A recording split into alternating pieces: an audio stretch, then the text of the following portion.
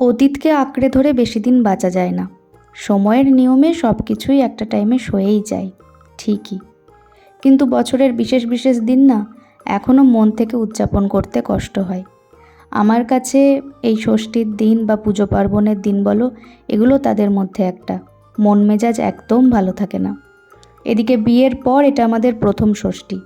বাবা অনেক দিন ধরেই বলছিল যে ষষ্ঠীর দিন কিন্তু বাড়ি আসতেই হবে, কিন্তু আমি রাজি হচ্ছিলাম না। একে তো রোদ গরম, তার উপর একবেলার জন্য যাই বা যাই হোক, সেই আমাকে রানীকে সঙ্গে করে নিয়েই যেতে হবে, আর রান্নাবান্নাটাও সেই আমাকেই করতে হবে, আর তো কেউ নেই করার। এদিকে বাবাও ছাড়বে না। প্রথম জামাই ষষ্ঠী, রিচুয়ালস কিছু না হোক, অন্তত খাওয়া দাওয়াটা হোক।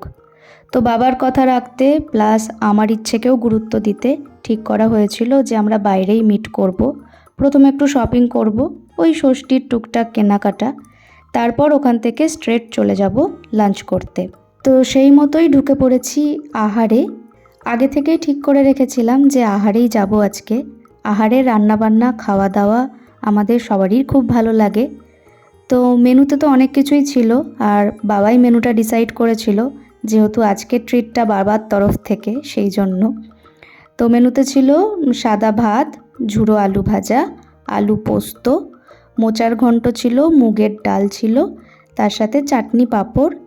আর নন ভেজের মধ্যে প্রথমে মাটন আর চিংড়ি মাছের মালাইকারি, এই দুটোই বাবা অর্ডার করেছিল। কিন্তু ওরা আবার পরে এসে বলে যে মাটনটা শেষ হয়ে গেছে, নতুন করে ওরা মাটন চাপিয়েছে।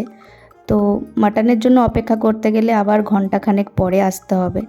তো আমাদের কারোরই সময় ছিল না। তো সেই জন্য মাটনটা ক্যান্সেল করে ইলিশ মাছ আর চিংড়ি মাছের মালাইকারি, এই দুটোই বলা হয়েছিল। তো আহারে রান্নাবান্না নিয়ে নতুন করে আর বলার কিছু নেই। তো খুবই ভালো রান্না হয় ওখানে। যারা বহরমপুরে থাকো বা খেয়েছো তারা তো জানোই। আর আমি তো মাটনের বদলে ইলিশ মাছ পেয়ে খুবই খুশি হয়ে গেছি, কারণ ইলিশ মাছটাই আমার সব থেকে বেশি ফেভারিট। মাটন খেতে আমার অতটা ভালো লাগে না। তো অনেক দিন পর বাইরে খেলাম।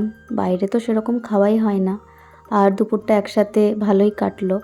বাবা মেয়ে জামাইকে খাওয়াতে চেয়েছিল, বাবার ইচ্ছেটাও পূরণ হলো, আর বাবার সাথে দেখাও হয়ে গেল। প্রথম জামাই ষষ্ঠী সবসময় স্পেশালি হয়, আর এখানে আমাদের ক্ষেত্রে কিছু করার নেই, অনেক কিছুই মানিয়ে নিতে হয়, অনেক কিছুর সাথেই মনকে মানিয়ে নিতে হয়। সব কিছু তো আর স্বপ্নের মতো হয় না, চাইলেই পাওয়া যায় না। তো যাই হোক, এভাবেই কেটে গেল আজকের দুপুরটা। তারপর যে যার বাসার দিকে রওনা দিলাম। বাবাকে বললাম অনেকবার করে আমার ঘরে আসতে, কিন্তু আজকে বাবার টাইম হতো না, বিকেলে কাজ ছিল। তো চলো আজকের মতো আসি, টাটা।